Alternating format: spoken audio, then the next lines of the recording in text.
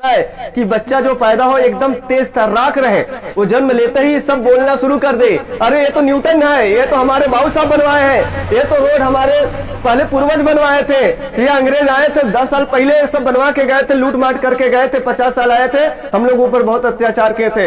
ये जानकारी उसको सबसे पहले कब पता होगा? जब आप स्पर्म बढ़िया से बनाएंगे तब। बच्चा पैदा होते ही ये सब कुछ सीख जाएगा, सब कुछ सीख जाएगा ऑटोमेटिक, उसे बताने की भी जरूरत है नहीं पड़ेगा। कहते हैं ना कुछ लोग जन्म लेते हैं अरे इतना तगड़ा कैसे, अरे उसके बाप को देखो पहले, अगर हस्त मैथुन कर करके निकाल दिया है, वही पानी बचा है, तब क्या बचा है? पानी बचा है, पानी पिला रहे हैं दूसरे को, बच्चे में नहीं पैदा होगा।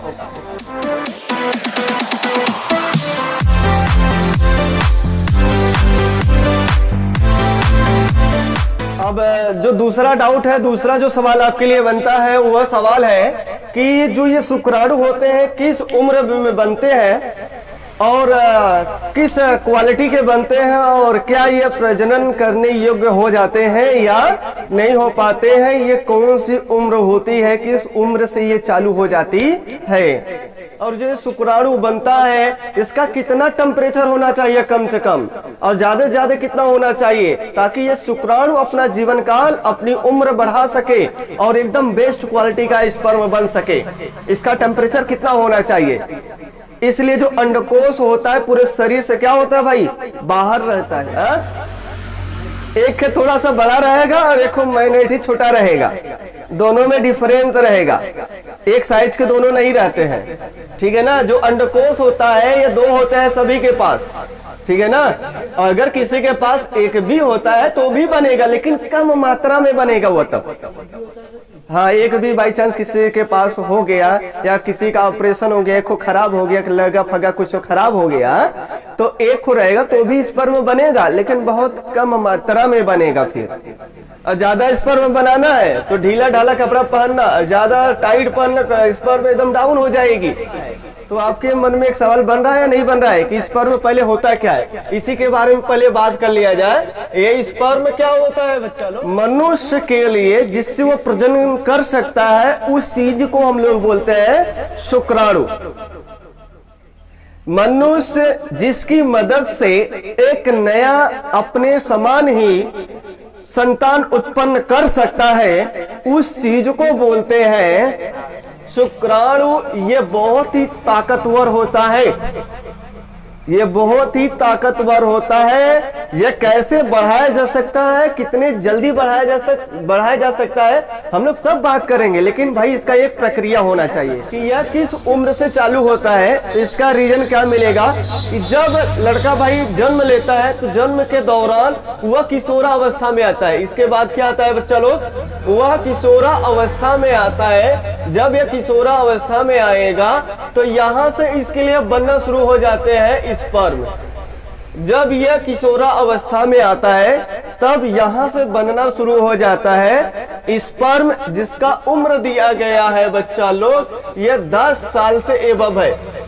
ये 10 साल से एबव से चालू हो जाता है। जो स्पर्म बनने का उम्र है, जो किशोरावस्था में आने का उम्र है, वह 10 ईयर से चालू हो जाता है और ये बनना शुरू हो जाता है। और किस एज में ये सबसे बेस्ट क्वालिटी का होता है जिससे काफी अच्छा संतान उत्पन्न हो सके। अगर इसके पहले करते हैं संतान बेस्ट क्वालिटी का नहीं मिलेगा, जो बच्चा होगा वो किसी न किसी रोग का शिकार हो जाएगा। तो किस उम्र में ये सबसे बेस्ट माना जाएगा, तो ये भी इलाज दिया जाएगा। अच्छा, ये इस किशोरा अवस्था में आते हैं तो यहाँ स्पर्म बनता है। इसी प्रकार अगर एक गर्ल्स ले लिया जाए, एक गर्ल्स देखा जाए, तो गर्ल्स जो किशोरा अवस्था में आएगी तो इसके लिए बनता है पीरियड्स। इसके लिए बनता है बच्चा लोग पीरियड्स। पीरियड्स आने शुरू हो जाते हैं जब लड़कियां किशोरा अवस्था में आती है, तब ये इनके पास पीरियड्स आना शुरू हो जाता है, जिसे हम कहते हैं कि ये प्रजनन के लिए तैयार हो रही है और ये प्रजनन के लिए तैयार हो रहा है। अच्छा, और इसमें क्या क्या चेंज होते हैं भैया साहब? जो इंटरनल पार्ट होते हैं, इंटरनल पार्ट में हेयर रिमूव आना शुरू हो जाते हैं। इंटरनल पार्ट में क्या आना शुरू हो जाते हैं? हेयर और तो और ब्रेस्ट में सबसे ज्यादा परिवर्तन होते हैं, जिसे हम लोग छाती बोलते हैं बच्चा, ठीक है ना। तो महिलाओं में पीरियड्स आना शुरू हो जाते हैं, इंटरनल जो पार्ट होते हैं वहां पर हेयर आना शुरू हो जाते हैं, और क्या होना भाई साहब, ब्रेस्ट में जो है विकास आना शुरू हो जाता है। और यहाँ पे क्या शुरू होगा भाई, यहाँ पर स्पर्म आना शुरू हो जाता है, और इसके बाद क्या तैयार होना शुरू हो जाता है भाई साहब, जो वॉयस होगा वह डिफरेंट हो जाएगा, वॉयस में बदलाव आएगा, चेंजिंग आएगा, वॉयस बदलना शुरू हो जाएगा, आवाज बदलना शुरू हो जाएगा, दाढ़ी मूछ आना शुरू हो जाएगा, और इसके साथ साथ इंटरनल पार्ट पर भी हेयर आना शुरू हो जाएगा। ये सबसे बेस्ट क्वालिटी का किस उम्र में माना जाएगा? तो सबसे बढ़िया जो इसके लिए एज दिखाया गया है वह 20 से 30 एज का होता है। 20 से 30 इयर्स के अगर आप होते हैं तो इस एज में जो स्पर्म होगा वो सबसे बेस्ट क्वालिटी का होता है, चरम सीमा पर होता है। अगर इस अवस्था में अगर आप सेक्स पोजीशन पर होते हैं तो समझ जाइए आपका जो संतान उत्पन्न होगा वो सबसे ज्यादा हाई क्वालिटी का बुद्धिमान निकलेगा। इसके पहले अगर कर लिया तो अगर संतान उत्पत्ति हो गया तब आपके लिए घातक हो सकती है। जो संतान उत्पन्न होगा वह या तो वह माइंड से प्रॉब्लम रहेगा, या पैर से फ्रैक्चर रहेगा, या मानसिकता बुद्धि कमजोर रहेगा, न किसी पार्ट से वो अपाहिज रहेगा। तो इस अपाहिज से बचने के लिए जो अपने पास सेक्स पोजीशन का एज है वह है 20 से 30 एज।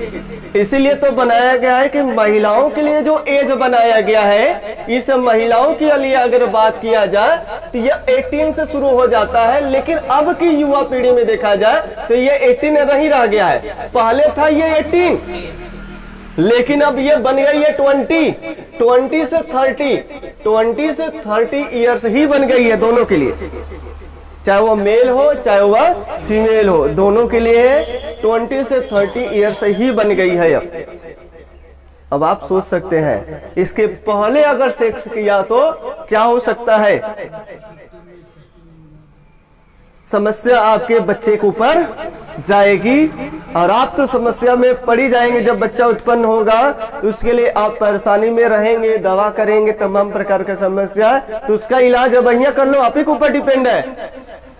तो ठीक है, यहाँ तक बात समझ में आया होगा। ये दूसरी पॉइंट था, ये किस उम्र में चालू होता है और किस अवस्था से चालू होता है, और किस उम्र में ये जो शुक्राणु उत्पन्न हो गया सबसे बेस्ट क्वालिटी का होता है। तो ये 20 से 30 इयर्स में सबसे बेस्ट क्वालिटी का यह स्पर्म में शुक्राणु उत्पन्न होते हैं। अगर यहाँ पर आप सेक्स करते हैं तो समझ जाइए आपकी पोजिशन, जो बच्चा होगा, जो चाइल्ड होगा, वो चाइल्ड जो होगा बहुत ही बेस्ट क्वालिटी का होगा। इंटेलिजेंट तो बनेगा ही बनेगा, प्लस सुंदर दिखेगा। सुंदर तभी दिखेगा जब आप स्पर्म बर्बाद नहीं किए होंगे, तब हस्तमैथुन नहीं किए होंगे तब। अगर हस्तमैथुन कर करके निकाल दिया है, वही पानी बचा है, तब क्या बचा है? पानी बचा है, पानी पिला रहे हैं दूसरे को, बच्चा नहीं पैदा होगा। अगर इसका स्पर्म खराब हुआ तो समझ जाओ कि लड़की के अंदर से बच्चा पैदा नहीं हो पाएगा। क्या है ना, चना भुना है, डाल दिया, सोचा कि अगले बार 6 दिन में देखेंगे जाम रहा है कि नहीं जाम रहा। जमेगा चना? अरे चना तो था ना, आपके पास चना था कि नहीं चना था? जैसे एक एग्जांपल के माध्यम से आपको समझाए, आप लोग चना देखे होंगे, अरे अगर चना अगर भून गया है तो चना ही, क्या भून गया चना नहीं बोलेंगे? बोलेंगे भाई, चना तो भी बोलेंगे, चना तो भी बोलेंगे।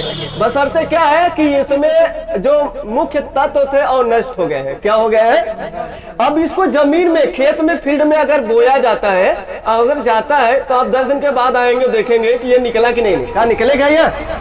अरे नहीं निकलेगा भाई, ये चना बाहर नहीं निकल सकता है, क्योंकि इसका विकास खत्म हो गई है। इसमें जो महत्वपूर्ण तत्व थे सब कीड़े खा गए हैं, और वही आप कर रहे हैं। जब नशीली पदार्थ का सेवन करते हैं या कुछ जो अलग पदार्थ का सेवन करते हैं जो आपके सेहत के लिए नुकसानदायक होता है, वो पूरा का पूरा इफेक्ट किसके ऊपर जाता है? स्पर्म के ऊपर जाता है। जब स्पर्म खराब हो निकलेगा, ऐसा बात नहीं है कि आपके अंदर से स्पर्म नहीं निकलेगा। पहले बोले है तो चना कि नहीं चना है, बोले फिर भी नहीं निकला, फिर याद देखो स्पर्म है, निकलेगा, आपके शरीर से निकलेगा, पक्का निकलेगा, लेकिन वह स्पर्म नहीं रह गया, वह चना नहीं रह गया, वह स्पर्म नहीं रह गया। क्या बच्चा पैदा होगा?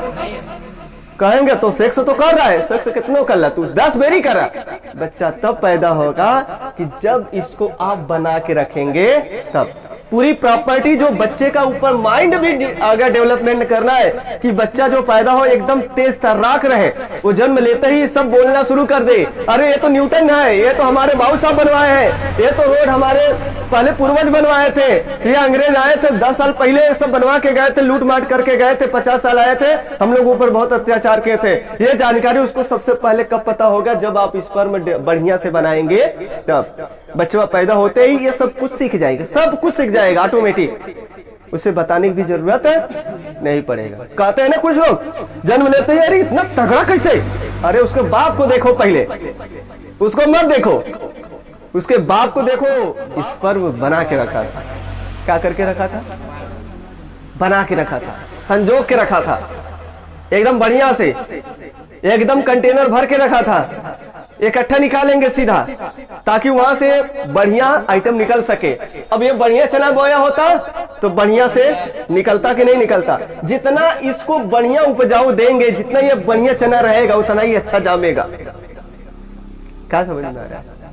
अरे अगर ये बढ़िया है और जहां बोर है, पत्थर है, तब नहीं जामेगा भाई, तो भी साला खराब हो जाएगा, ठीक है ना? तो ये गड़बड़ी ज्यादा नहीं निकलते, बहुत कम। का आप जो गेहूं चावल बोलते पत्थर पर बोते हैं, अरे भाई पत्थर पे नहीं बोएंगे, सबको पता है कि यहाँ बोएंगे तो निकलेगा, सबको पता है। तो क्या आपको नहीं पता है कि जो स्पर्म डोनेट करेंगे कि महिला में निकालेंगे तो कहीं जाकर बाहर ऐसा हस्त मैथुन करने से कुछ निकलेगा, पैदा होगा? तो भाई स्पर्म ना खराब मत करिए। हस्त मैथुन के माध्यम से अगर आप स्पर्म खराब करते हैं तो सबसे बड़ी बीमारी यही होगा, आज की युवा पीढ़ी में संतान उत्पत्ति नहीं कर पाएगा, और संतान उत्पन्न करता भी है तो लेट अस सपोज दैट हो जाता है, कमी नहीं, थोड़ा कमी, जैसे क्या है, थोड़ा बहुत घुन लगा था, जम गया किसी तरीके से, ठीक है ना? तो जाम तो गया, लेकिन क्या होगा? कतो ऐसे टेढ़ रही, कतो ऐसे टेढ़ रही, देखा मैं चनुओ टेढ़ रही, ठीक है ना? तो पूरी प्रॉपर्टी जो डिपेंड करता है बच्चा उत्पन्न करने का, किसके ऊपर डिपेंड होता है? इस मेल के ऊपर, इस मेल के ऊपर। इस मेल का अगर स्पर्म सबसे बेस्ट क्वालिटी का होगा तो समझ जाओ कि बेस्ट क्वालिटी का बच्चा भी पैदा होगा।